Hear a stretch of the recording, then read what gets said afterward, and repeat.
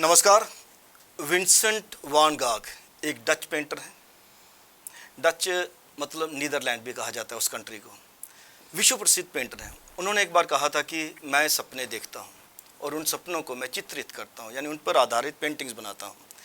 लेकिन सपनों में रंग भरकर जब हकीकत का रूप दिया जाता है तो उसके लिए बहुत अधिक मेहनत की आवश्यकता होती है। इमेजिनेटिव होना बहुत ज़रूरी है और इनोवेटिव भी होना चाहिए। अस्तित्व के आज के अंक में आपकी मुलाकात करवाते हैं एक ऐसे ही कलाकार से जो सपनों में रंग भरकर कला प्रेमियों को परोसते हैं। प्रसिद्ध पेंटर साहिल लोरी। साहिल जी, आपका एक्साइटेड स्टूडियो में बहुत बहुत स्वागत है। नमस्कार सर। आपको सपनों में रंग भरने का शौक कब पैदा हुआ और रंगों के प्रति आकर्षण क्या बचपन से ही था? सब बचपन से ही था, बट ये है कि मेरी जैसे स्कूलिंग हुई है एनएसएम से, न्यू शास्त्री मेमोरियल स्कूल से। अच्छा। तो उसमें हमें 6 तक की ड्राइंग्स थी। अच्छा। उसके बाद हमारे पेंटिंग का सब्जेक्ट नहीं था, ना ही कोई टीचर। बस 6वीं तक जो भी देखना वो अपने लेवल पे वो चीज़ करते रहना। कोई भी मतलब प्रतियोगिता आती है या कंपटीशन आ रहा था तो उसमें पार्टिसिपेट करना खुद से ही। हर एक मतलब एक्साइटमेंट होती थी कि कुछ ना कुछ अलग करना है, कुछ ना कुछ अलग करना है। बट ये कि पहले इमिटेशन होती थी, कॉपी वर्क करते थे, तब पता नहीं था इतना।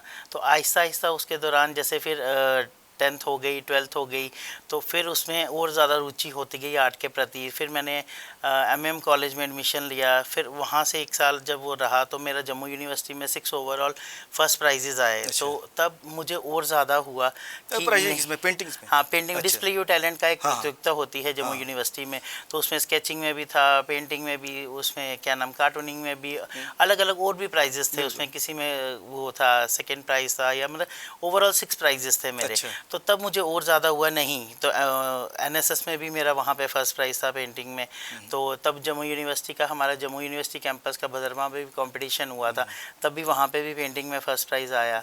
तो तब ये था कि मतलब नहीं, कुछ अलग ही करना है, कि अपनी अलग पहचान बनानी है। तो घर से कितना सपोर्ट रहा? क्योंकि घर से जैसे मुझे आपने कहा 6th के बाद तो ड्राइंग क्लास थी नहीं। जी जी। तो बट ये है कि मुझे जो भी पॉकेट मनी मिलती थी उसमें कलर्स ले लिए, वो ले लिए।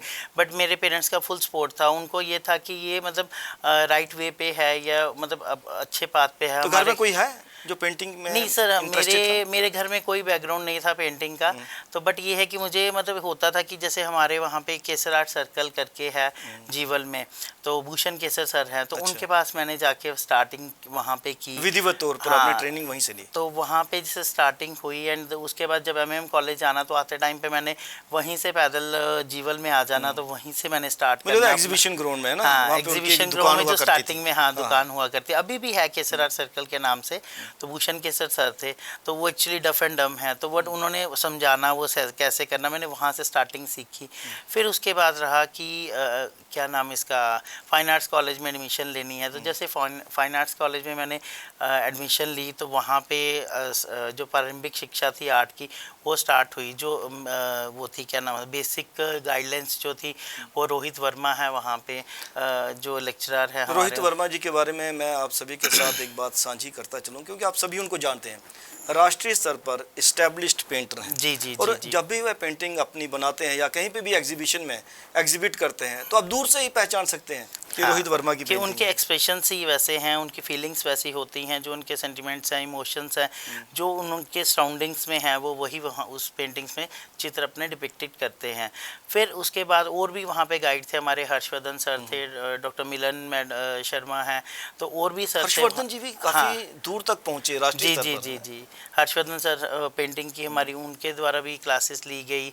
और विजय सराफ मिनागे जी थे, तो अच्छा। उनके अंडर भी मैंने सीखा। लेकिन विजय सराफ मिनागी जी, मैं एक बार आपके साथ साझी करता चलूँ कि विजय सराफ मिनागी भी राष्ट्रीय स्तर के पेंटर हैं, जी लेकिन वह मॉडर्न पेंटिंग करते हैं ना। हाँ, उनका लाइन वर्क ज़्यादा होता हाँ, है। उनका लीनियर वर्क ज़्यादा है, बोल्ड लाइंस में, एंड एक्सप्रेशनिस्ट वर्क है उनका। तो उसके बाद वो थे स्कल्पचर के, हमारे एक मैडम थी, अब वो नहीं रहे उस टाइम पे, तो गोविंद कौर जी, हाँ, जो गोविंद इंडियन कौर जी, मॉडर्न हमारे जम्मू की फर्स्ट स्कल्पटर थी लेडी में। तो उनके द्वारा भी मतलब हमने वहाँ पे स्कल्पचर की क्लासेस सीखी। अरविंद गुप्ता जी थे, देन अरविंदर जम्वाल सर थे वहाँ पे, और टिकू सर थे, ये सारे राजेंद्र टिकू। दिग्गज हैं। हाँ जी, ये सब हमारे टाइम पे थे जब हमारा बैच वहाँ पे था। अच्छा। तो उसके हिस्ट्री की हमारी क्लासेस जैसे ललित सर लेते थे, Lalit Gupta Lalit Gupta ji and Sunil Khosa sir, doctor Sunil Khosa sir, वो लेते थे क्लासेस। तो उनके अंडर ही हमने ये सब जम्मू में सीखा। देन आफ्टर जम्मू के उसके बाद फिर मास्टर्स जो हमारी हुई, क्योंकि जम्मू में मास्टर्स का तो रोल है ये नहीं यहाँ बदकिस्मती पे, है, ये बदकिस्मती है, कि जम्मू में मास्टर क्लासेस नहीं होती। मास्टर क्लासेस और नहीं जो थी। स्टूडेंट्स हैं जो पढ़ना चाहते हैं, अपने आप को ग्रूम करना चाहते हैं और आगे बढ़ना चाहते हैं, उन्हें मास्टर तो करनी है और उसके लिए आपको बाहर जाना पड़ता उसके लिए बाहर जाना पड़ा। तो जैसे हमारा रिज़ल्ट आउट हुआ तो उसमें हमारे पास जम्मू में सीटें नहीं थी। अच्छा। जम्मू में थी नहीं तब, वो तो मैक्सिमम हर जगह बंद हो जाती हैं एडमिशन। तो कुरुक्षेत्र यूनिवर्सिटी में ओपन थी, एक दो और यूनिवर्सिटी चंडीगढ़ यूनिवर्सिटी में थी। तो हमने कुरुक्षेत्र यूनिवर्सिटी में यहाँ से 8 जो स्टूडेंट्स थे हमारे बैच के, अच्छा। उन्होंने एडमिशन्स ली। तो मेरा पेंटिंग डिपार्टमेंट में, कुछ ग्राफिक्स में थे। तो हम लोगों ने यहाँ 2011 में वहाँ से पास आउट किया। अच्छा। ये 2014 में वहाँ पे पास आउट किया, 2011 में हमारा जम्मू यूनिवर्सिटी से पास आउट हुआ एंड एमएफए हमारी 2014 में हुई। 2014 में वहाँ पे एमएफए हमने कंप्लीट की। तो उसमें भी पेंटिंग हमारा सब्जेक्ट था, क्रिएटिव पेंटिंग। अच्छा। तो वहाँ पे हमने जो भी मेरा टॉपिक था, जैसे नेटिव प्लेस को लेके, अपने आसपास जितनी भी हमारी नेचर को वो है, क्योंकि मेरे अंदर जितना भी था, मैं नेचर के साथ ही ज़्यादा अटैच था। एंड देन जितनी भी मेरी पेंटिंग्स में आपको देखने को मिलेगा, सीरीज़ की जो पेंटिंग्स हैं उसमें नेचर का ही हमें एलिमेंट्स हैं, बट जितनी भी उसमें सिंगिंग स्ट्रोक्स है, डिफरेंट टाइप्स ऑफ उसमें स्ट्रोक्स, एक्सप्रेशंस एंड कलर्स, जो भी इतने नेचर में वास्ट नेचर है, उसको मैंने पेंट करने की कोशिश की है। ये तो बढ़िया बात है, क्योंकि हमारा टॉपिक भी अस्तित्व है। तो अस्तित्व, भाषा, संस्कृति और विरासत के माध्यम से, अगर आपका टॉपिक ही नेचर है और नेटिव, आपने बोला नेटिव प्लेस आपका रहा टॉपिक, तो आपको मौका मिला अपने फोक को भी रिप्रेजेंट करने का। हाँ, फोक को भी सर उसमें किया, कुछ आइकन बेस्ड भी है, जैसे हमारे डुग्गड़ ये डांस होते हैं, कुड डांस है, या इस पे ऊपर भी हमने एक फाइनेंस करके भोपाल में वो होता है, कंपटीशन होता है, वहाँ पे उनका टॉपिक ही था कि फोक को अपना रिप्रेजेंट करना है। तो मैंने वो वाली पेंटिंग्स पे बनाई है, जिसमें नगोजे या नगाड़े जो भी बनाए जाते हैं, हमारे इंस्ट्रूमेंट है जो लोकल, उसको साथ में लेके काम किया है। ये जो लोकल फोक के जो ड्रेसेस हैं उनको लेके काम किया है। तो इस तरह मेरा एक्सप्रेशनिस्ट ही सीरीज़ में काम रहा है, ओनली एक्सप्रेशंस को लेके। जो आपका जो बेसिकली जो मीडियम ऑफ एक्सप्रेशन कहा जाता है पेंटिंग में different kinds of mediums of expression है। उसमें कलर्स भी आते हैं, उसमें कैनवस कौन सा यूज़ करना है वो भी आता है। जी। जैसे मिनिएचर पेंटिंग में अलग किस्म का पेपर यूज़ होता है। तो आपका मीडियम ऑफ एक्सप्रेशन क्या रहा? मेरा मीडियम एक्सप्रेशन मैक्सिमम कैनवस ही रहा। तो ऑयल में भी मैंने काम किया है, बट ज़्यादा एक्रेलिक में काम किया है, क्योंकि वो इंस्टेंट नहीं होता था। उसमें एक ही वाइस वर्सा हम काम कर सकते हैं, या सूख भी जाता है तो उसमें वाइस वर्सा काम हो सकता है। Light to dark and dark to light भी काम चल सकता है, बट ऑयल में थोड़ा सा ज़्यादा टाइम कंज्यूमिंग वर्क है, वो उसको टाइम ज़्यादा चाहिए। तो ये है कि इंस्टेंट इसमें काम हो जाता था, और इसमें जो रिज़ल्ट होता था वो ज़्यादा अच्छा आता था एक्रेलिक पे। वाटर कलर में भी किया है, एक्रेलिक्स में भी, मैंने ग्राफिक्स में भी वहाँ पे कुरुक्षेत्र में जब था डिपार्टमेंट था, वहाँ पे राकेश पानी सर थे। उनके अंडर भी थोड़ा सा, जैसे हमारी फर्स्ट क्लासेस होती थी, तो हमने वहाँ पे भी ग्राफिक्स में काम किया, वुड कट किया है, एचिंग किया है, उसके बाद लिथोग्राफी की है। ऐसे ही ये इधर इंफा में भी हमने किया है, institute of music and fine art जो था, जहाँ से BFA हुई है मेरी, तो वहाँ पे भी हमारा ये चीज़ चलती रहती थी। बट जो मेरा फोकस था वो मेरा अपना एक सिग्नेचर वर्क करने का था। तो उसमें मैंने नेटिव प्लेस को ही अपना ये चीज़ साइन किया, एंड देन उसमें जो एक्सप्रेशंस थे उसके द्वारा ही प्रॉपरली एक्सप्रेस हुए। एक बात मैं अक्सर मतलब कभी हैरान भी रहता हूँ, क्योंकि मैक्सिमम जो पेंटिंग्स पहले हुआ करती थी ज़्यादातर वाटर कलर में, हाँ, ऑयल कलर में जी, ऑयल पेंटिंग हुआ करती थी। लेकिन आजकल ज़्यादातर पेंटर एक्रिलिक की तरफ रुझान रखते हैं। हालांकि एक्रिलिक में काम करना टफ है, नहीं, जल्दी सूखता है। जल्दी सूखता है, बट ये है कि आप एक्रेलिक कलर भी हम ऑयल की तरह यूज़ कर सकते हैं। वो अलग अलग टेक्निक्स होती है कि आपको ग्लेजिंग में करना है, मिक्सिंग में करना है, या फिज़िकल कलर्स में करना है। वो आप कैसे उसको टेम्परामेंट को आप अपने अकॉर्डिंग चूज़ करते हैं, एंड देन उसको कैसे हैंडल करते हैं वो आपकी है, कि लेयर बाय लेयर करना है। इसमें बहुत सारी पॉसिबिलिटीज़ हैं। ऑयल में थोड़ी सी रिस्ट्रिक्टेड होती हैं, बट इसमें बहुत पॉसिबिलिटीज़ है कि आप कितने लेयर्स में काम कर सकते हैं, या आप ट्रांसपेरेंसी में कर सकते हैं, या उसमें अकॉर्डिंग टू वाटर जितना आप यूज़ करके उसकी टेक्निक्स को यूज़ कर सकते हैं। मुझे ये लगता है कि इसके लिए टेक्निकल नॉलेज होना बहुत ज़रूरी है जी जब जी, आप कलर आपको इस्तेमाल कर रहे हैं। जी जी, आपको कलरिस्ट मतलब एज ए कलर की नॉलेज होना बहुत ज़रूरी है कि आपको कौन सा कलर किसके साथ अप्लाई करना है, तो ये आपको shade negative and positive space create करेगा। जैसे विंसेंट गाग जी ने कहा कि मैं सपने देखता हूँ, सपनों को ही कैनवस पे उतारता हूँ। जब आप कैनवस पे बैठते हैं कुछ काम करने के लिए, जी तो पहले से प्रिपेयर्ड रहता है कि आप क्या बनाने वाले हैं, या चलते चलते काम में भी अलग डायरेक्शन में निकल जाते हैं? सर, कुछ तो एक्सपेरिमेंटल होते हैं, कुछ एक्सीडेंटल होते हैं, कुछ अच्छा, हमने सोचे भी नहीं ये होते अच्छी हैं बात कि है, एक्सपेरिमेंटल और एक्सीडेंटल। हाँ, कुछ हमने सोच कुछ तो हम एक्सपेरिमेंट करते हैं जो हमारा हमने सोचा होता है, बट वहाँ तक पहुँचते पहुँचते कुछ ऐसे एक्सपेरिमेंट हो जाते हैं और वो एक्सपेरिमेंटल से एकदम से एक्सीडेंटल, एकदम से ऐसी स्ट्रोक्स लग जाती हैं कि वो हमने कभी एक्सेप्ट ही नहीं की होती कि हम ऐसी काम कर पाएंगे कि तभी तो हमें। कहा जाता है कि एक अदृश्य शक्ति रहती है जी जी जो आपको, अगर कैनवस के सामने बैठे हैं तो ब्रश चलाते हुए आपकी मदद करती है, जी अगर आप जी साहित्य लिख रहे हो तो पेन अपने आप चलने लगता है। जी जी, उसमें ये भी है ना कि हमें गाड़ी तो सबको चलानी आती है बट रोकना भी आना चाहिए। इसमें ये चीज़ है कि हमें पेंटिंग्स तो सारे करते हैं बट एक लेवल तक उसको रुकना भी आना चाहिए कि दिस इज़ कंप्लीट, कि ये वर्क कंप्लीट है। या तो कहीं होता है कि अच्छा काम होने के बावजूद भी कुछ ना कुछ ख़राब हो जाता है, बट कहीं हमें पता लगना चाहिए, लेवल वो होता है कि जहाँ हमें पता चल जाता है कि ये पेंटिंग कंप्लीट है। मतलब कंप्लीट इन द सेंस कि अब ये एस्थेटिक वैल्यूज़ हैं, इसमें प्रॉपर्ली ओवरऑल डेवलपमेंट हो रही है, इसमें राउंड मतलब एस्थेटिक प्लेजर आ रहा है, तो ये है कि ये वर्क कंप्लीट है हमारा। आपने एस्थेटिक प्लेजर की बात की, तो जैसे आपने रोहित वर्मा से ही सीखा। जी जी तो रोहित वर्मा ने एक बार, हम यहाँ पे इंटरव्यू कर रहे थे उनका, मैंने उनसे पूछा कि क्या खूबसूरत पेंटिंग वाकई एक क्रिएटिव मास्टरपीस है? तो उन्होंने कहा कि जो सबसे ज़्यादा खूबसूरत पेंटिंग होती है वो सबसे ज़्यादा वर्स्ट होती है। हाँ क्योंकि खूबसूरत वो आपको नज़र आती है लेकिन उसे पेंटिंग वाली कोई चीज़ रहती नहीं, जी जी डायमेंशन नहीं होते। जब आप कैनवस पे बैठते हैं तो आपकी सोच किस हद तक आपकी पेंटिंग को प्रभावित करती है? जिस बेंट ऑफ माइंड से आप आते हैं, बैठते हैं अपने स्टूडियो में और ब्रश चलाने लगते हैं या कोई लकीर खींचते हैं आप, तो आपकी सोच कितना प्रभावित करती है उस क्रिएटिविटी को? सर, उस क्रिएटिविटी को प्रभावित तो करती है, जैसे हमने सोचा होता है कि हमने ये पेंटिंग उस बनानी वक्त है। की सोच, हाँ, उस प्रेजेंट टाइम की प्रेजेंस सोच। ऑफ माइंड हमारा तब होता है कि फोकस उसके ऊपर कि ये चीज़ है। जैसे मैंने आपको बताया कि कुछ हम एक्सपेरिमेंटल कर रहे हैं कि यहाँ पे ये कलर अप्लाई होगा, ये होगा, देन ये वाले प्लेस में ये होगा, स्पेस डिवीज़न जैसे जैसे उसकी की गई है, ऑब्जेक्ट है या नेगेटिव स्पेस है। तो कुछ होता है, कुछ एक्सीडेंटल साथ में ऐसी इमेजेस क्रिएट हो जाती हैं कि वो हमें रिमूव करने का मतलब मन ही नहीं करता कि हम इसको भी साथ में लेके चले, as a part of painting हो जाती पैशन हो हैं। जाता है। हाँ, वो एक्सीडेंटल जैसे मैंने आपको बताया कि वो उसमें खुद ब खुद क्रिएट हो जाती हैं, जहाँ हम रूहानियत के साथ हैं या किसी दैवी शक्ति, आप बोल लीजिए कि हम पॉजिटिव वे से वर्क कर रहे हैं, तो वो हमारे साथ खुद ब खुद ऐड ऑन होती जाती हैं और बिट बाय बिट अपने आप वीविंग होती जाती है। आपने 6 स्टैंडर्ड तक ड्राइंग सब्जेक्ट पढ़ा, जी उसके बाद स्टेट गवर्नमेंट में मेकर जो J state board of school education जो है उसका जो भी सेटअप रहता है, उसमें मुझे नहीं लगता है कि उसके बाद आजकल ड्राइंग सब्जेक्ट है। नहीं सर, उसमें ड्राइंग नहीं है। जैसे मैं अभी ये क्या कहते हैं APS अखनूर में HOD पेंटिंग हूँ, तो वहाँ पे मैं बच्चों को गाइड करता हूँ 11th एंड 12th की क्लासेस को। तो हमारे CBSE में वहाँ पे सब्जेक्ट है यही मैं पेंटिंग पूछना का। चाहता था, क्योंकि आप APS में लगे हुए हैं, वहाँ पे HOD हैं वहाँ पे जी जी पेंटिंग डिपार्टमेंट में। जी जी। तो क्या वहाँ पे इतना स्कोप है कि CBS में तो है तो स्टेट बोर्ड में नहीं है? सर, स्टेट बोर्ड में नहीं है, बट CBSE में जैसे हम CBSE के एक्सटर्नल भी जाते हैं, पेपर इवेल्युएशन करने के लिए भी जाते हैं। रिसेंटली हमारे जम्मू में अभी पेंटिंग का सेंटर भी था, तो मैं एज एन EHE भी था वहाँ पे, head exam assistant head examiner था।